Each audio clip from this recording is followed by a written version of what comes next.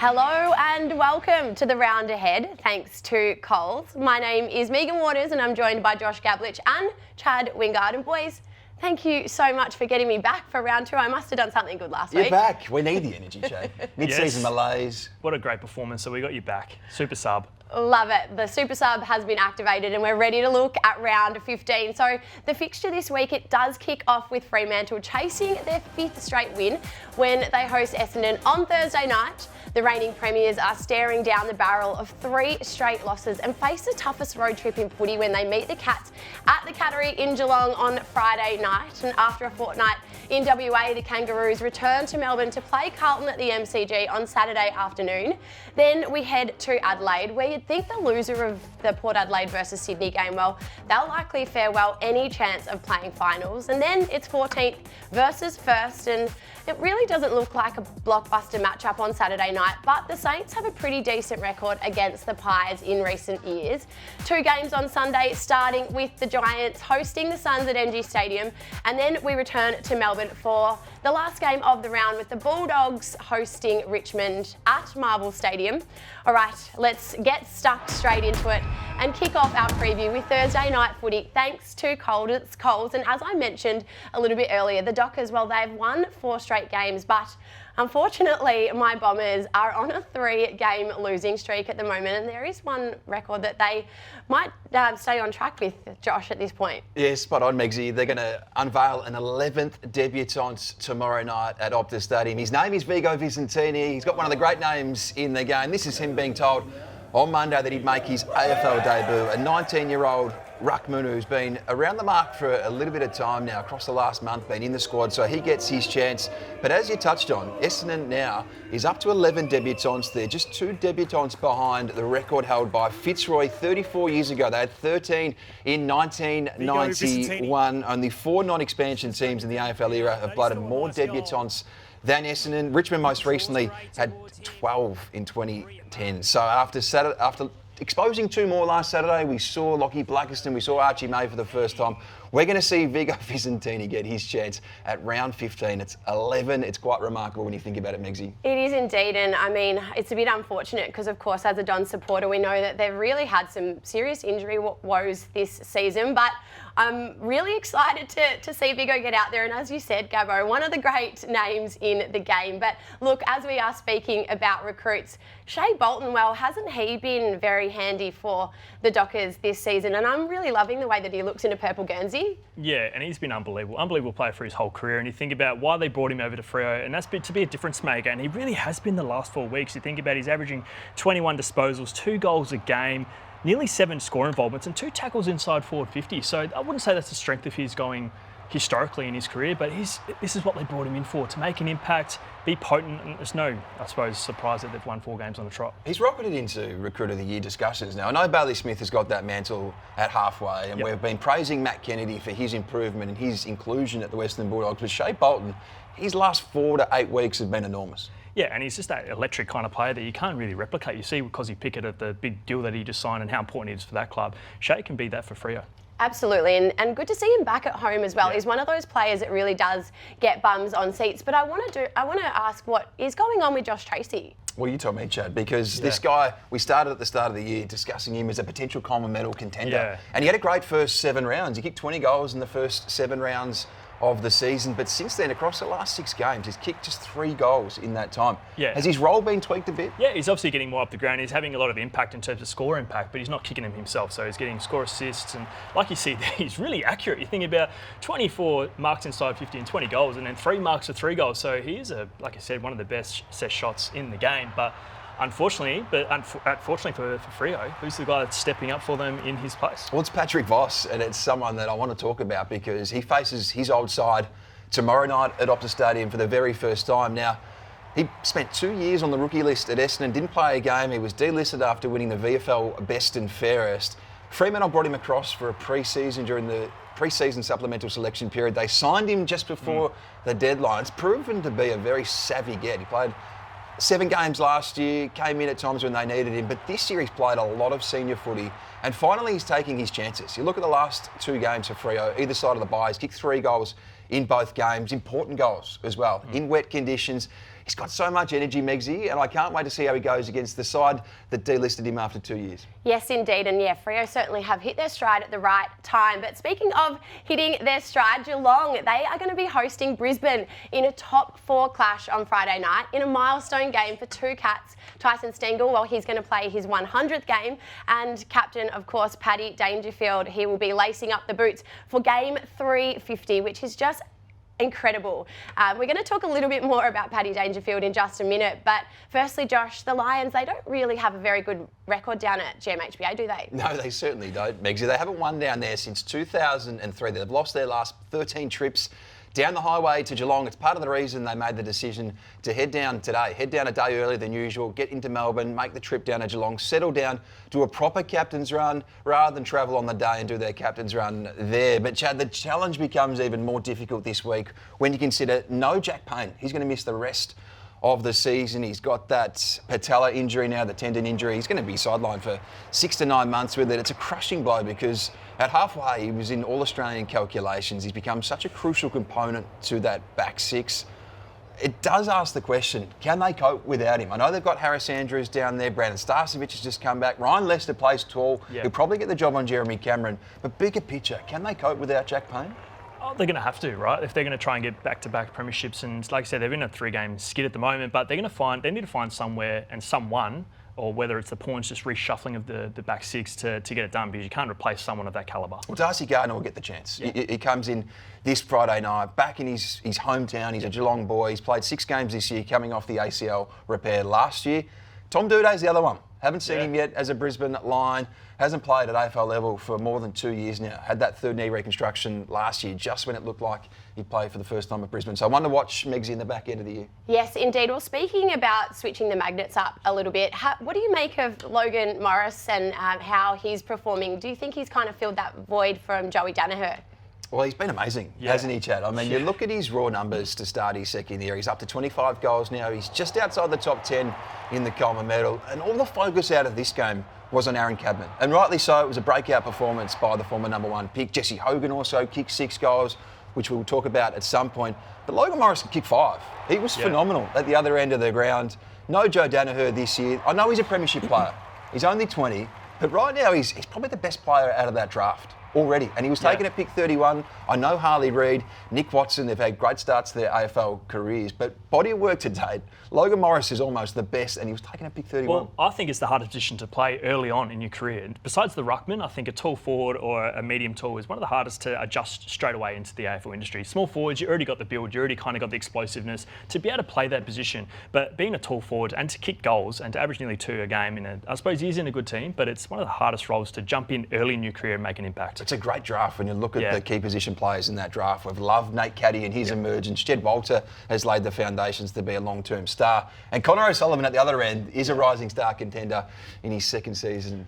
Well, certainly some young guns indeed, and it is great to see young players like Logan Morris doing so well. But Gabbo, I've been seeing a fair bit on social media about this whiteout on Friday night at GMHBA Stadium. Can you tell us a little bit more about what's going on down there this weekend? I thought this might pique your interest, and it did pique mine as well. I'm intrigued to see how it looks. This is Penn State in America. Now, this stadium has 106,000. They pack it out every week during the college football season. Now, Geelong are hoping to emulate this at Gdynia Park on Friday night. Clearly a massive night for that football club with Patrick Dangerfield reaching 350 games.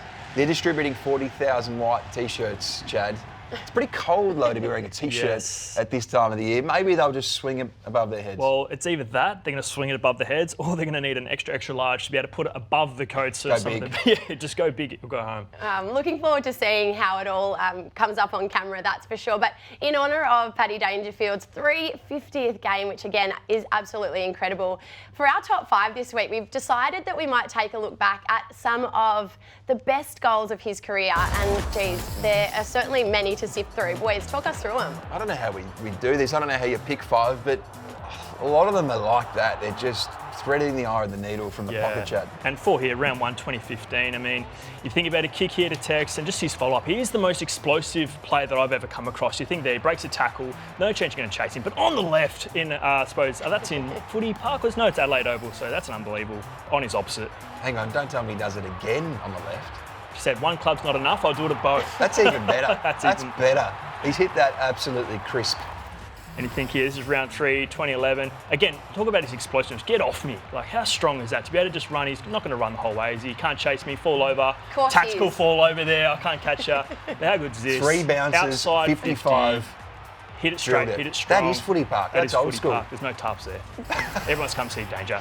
And now this doesn't get much bigger. It's a famous final for that club, and look at that goal. That is incredible on the right. He looks quite young there. Yeah, he does. And Sammy Mitchell, what are you doing, mate? Clang is in the back 50. I've got one on him. What a finish, though. How good is that? I mean, you look back at some of that vision from 2011 and to think that he's still running out there and performing in the way that he is to this very day. I mean, 35 years of age, 18 seasons in the AFL. He's like a fine wine, isn't he, Chad? Yeah, and you look about his resume here, Josh, and does he have the best resume ever in the AFL? You look at there, he's had a 8-time All-Australian, which is the equal most. He's obviously got a Brownlow medalist, premiership player, captain since 2023. What hasn't he done? And has he got enough there to be almost cement himself as the best resume in the game? Yeah, it's a phenomenal resume when you look at it, isn't it? I mean, imagine if he became a 9-time and claimed the record. That might be the icing on the cake for this very argument. Imagine he becomes a 2-time premiership player and a Norm Smith. That maybe is something that's missing on his CV, but he's proven to be such a great player over such a long period of time. And you go back to the start of his career, Adelaide drafted him, even though he was committed to remaining at home in Geelong to finish year 12. Yep. Other clubs balked at that. It was such a great decision by them to pick him where they did and stick to that. I know he left that club in the end, but he's been a champion at 2 clubs, Megsy, and what a night for him on Friday night. I know, I'm really looking forward to it. He's an absolute legend of our game, but of course 2 great teams meeting, top of the ladder contenders in Brisbane and Geelong. Who's your pick for the weekend? Hard to go past Geelong given their record at home, Chad, against Brisbane. Yeah, I think Geelong by at least 10. I like it a lot. All right, Carlton and North Melbourne return to the MCG after their respective trips to Perth, and the Blues, well, they certainly have some injury concerns, don't they, Gabbo?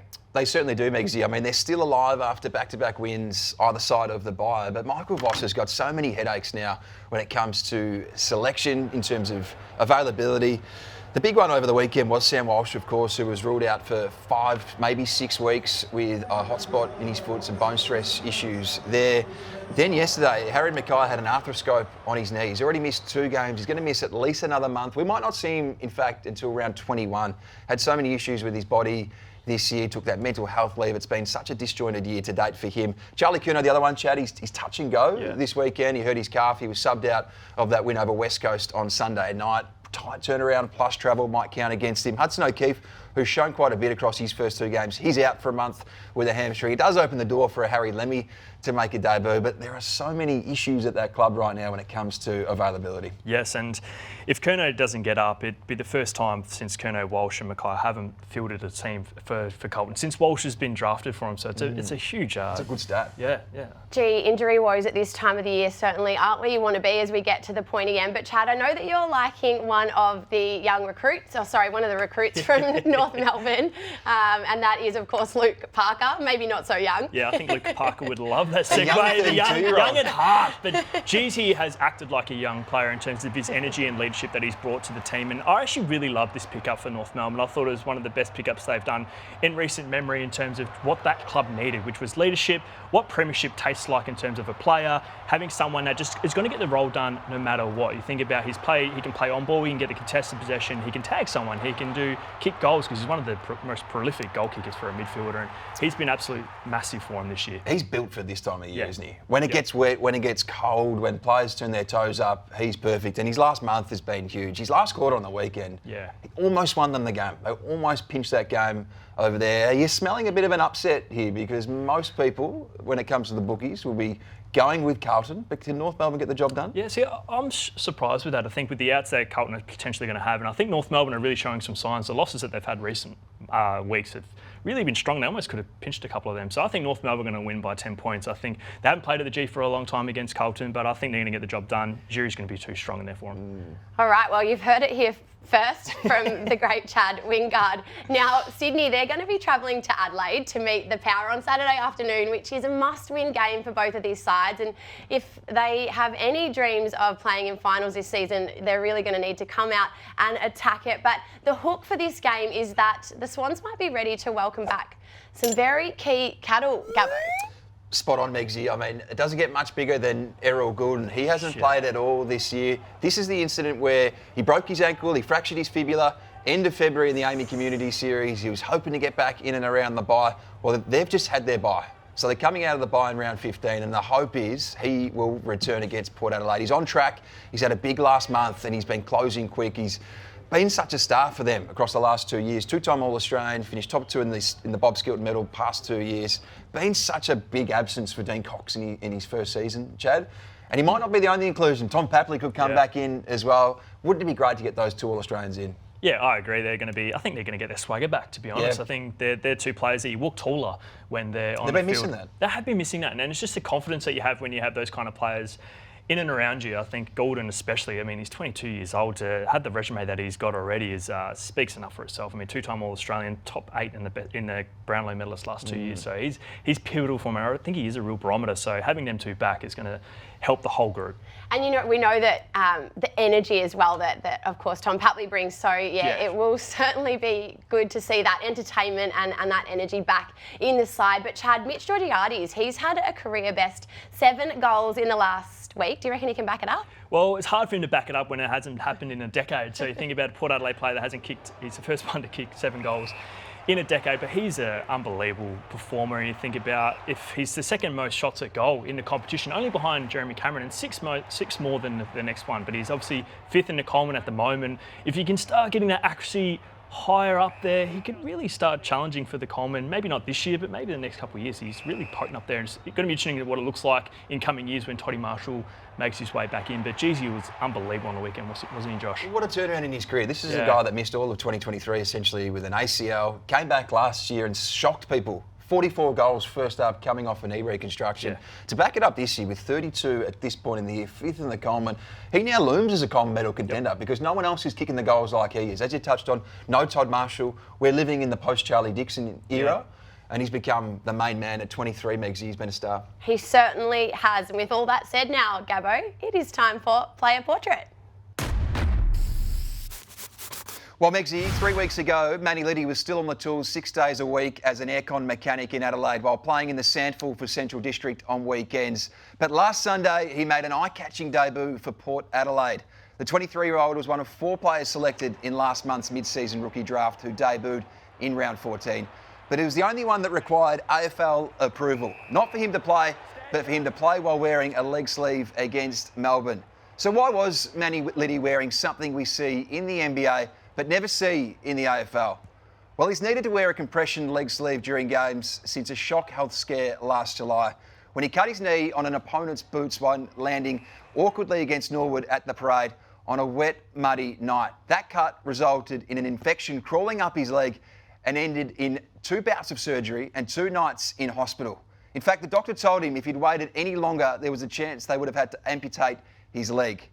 Liddy got back and played in 2 finals last September, but things changed last summer after his life almost dramatically changed. He upped the ante with his training and tweaked his diet before establishing himself as one of the best players in the Sandful in the first half of the year, capturing the attention of recruiters while wearing a leg sleeve he'd bought off Temu. Opposition players gave it to him when he was still playing for Central District. They thought he was using it to get votes in the Magarey. No one from Melbourne mentioned it on Sunday, although Christian Petrarca congratulated him on making his debut. But Port Adelaide might have to start selling leg sleeves at Alberton if Manny Liddy continues to play like he did on Sunday, because the guy with the leg sleeve can seriously play.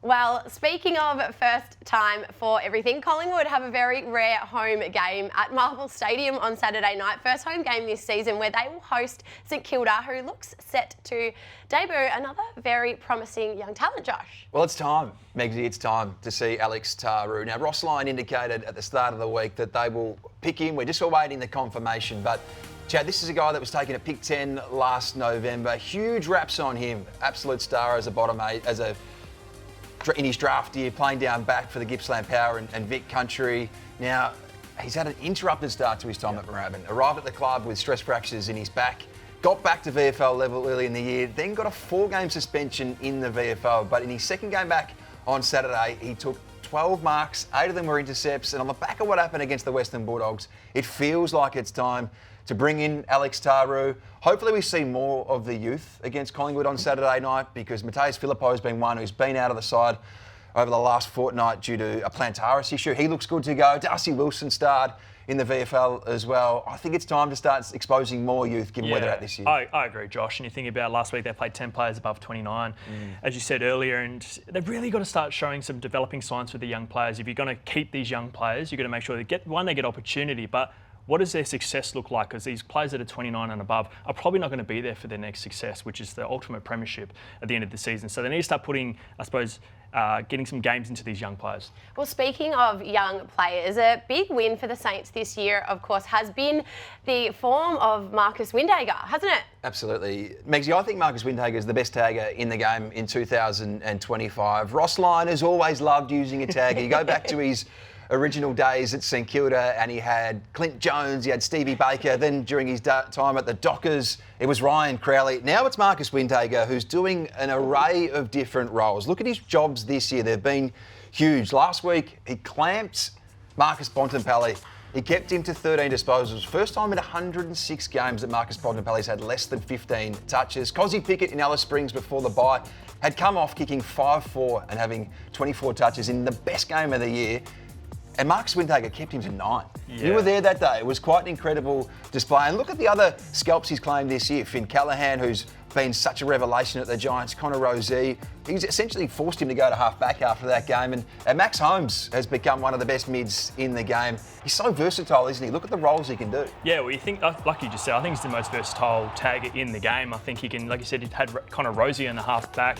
You've got Cozzy Pickett, who's one of the most dynamic players in the whole AFL. And he kept him to 9 touches, and we were at that game. And, yeah, goalless as well. And you think about Bontempelli, who's 190 odd. So he's gone from someone who's 178 to 190 and a bit slower and more in the, I suppose, clearance game. So I suppose the different roles that he can play, I think about the best taggers. Normally it's just the midfielders, and they're normally stock standard. Probably 10 years ago, like you tag the Sam Mitchells, and you go to obviously like the Chris Judds guys who are just around the centre square. But for him to be able to tag the most dynamic kind of players these days, half-backers, forward, so those guys that come to the stoppages, just shows how important and versatile he is. And also having the impact that he does when he gets the ball as well. Correct. He's damaging the other way. We saw him kick a goal there. He's averaging nearly 21 disposals a game. So he's a problem for opposition coaches, and he's going to be a problem on Saturday night because Nick Dacos is in his sights. Yeah. Did a job on him last year. Wasn't a super hard tag, but did keep him to 22 touches that night back in round 2. So I'm intrigued, Megsy, to see how that matchup unfolds at Marvel Stadium. I am also very much looking forward to the footy this weekend for those very reasons. But look,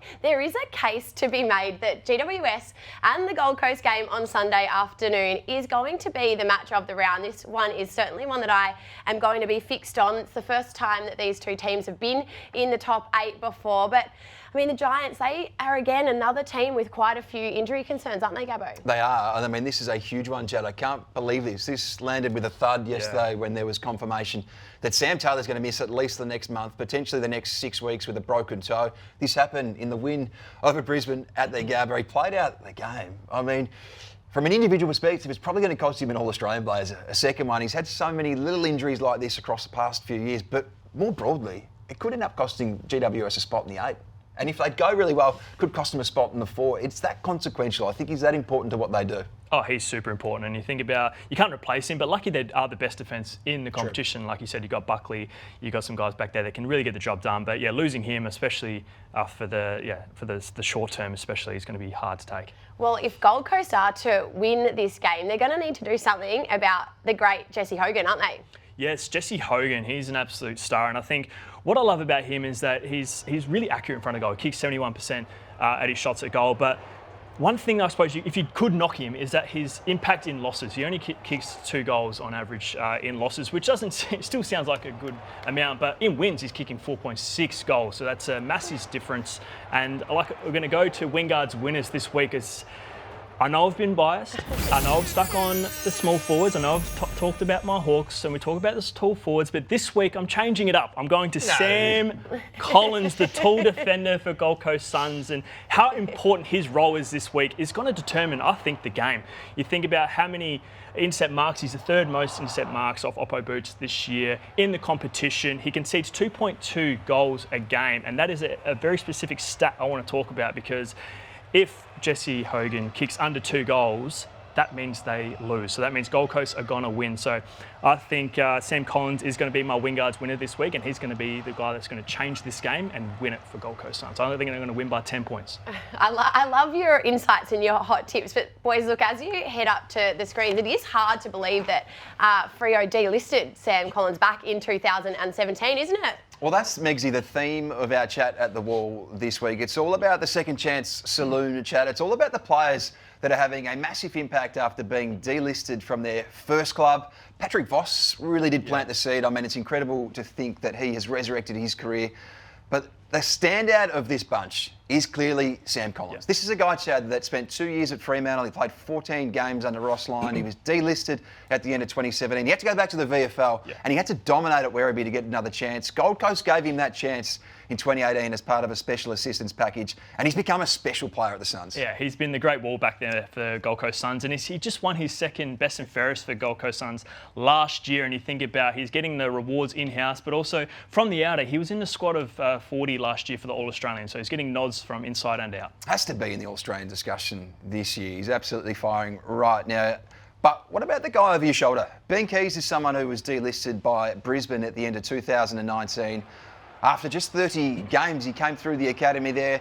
Adelaide picked him in the rookie draft, and since then, he's finished top 5 in the best and fairest 4 times. Last year, he actually won the Malcolm Blight medal with Jordan Dawson. He's become the barometer under Matthew Dix. Yeah, as well as Jordan Dawson. But yeah, Keys has been a real barometer for him. We think about when he came to Adelaide, he played more of an on-ball role. He was averaging 27 disposals, but now he's switched gears and is playing more of a forward, high half forward. He's averaging 1.8 goals a game, which is 7th most, amongst small forwards. So just the impact that he has is remarkable. Now, he's not the only discarded line who's reinvigorated his footy career at the Adelaide Crows. Mitch Inge has become an absolute gun at half-back. Collingwood have got a couple that I want to touch on. But before I do, Tyson Stengel over your shoulder has become an absolute star, but he's almost the best delisted free agent we've seen yet. Different circumstances, of course. Adelaide delisted him at the start of 2021. He had to earn another chance in the Sandful. His form at Woodville West Torrens actually forced Geelong to pick him at the end of the year.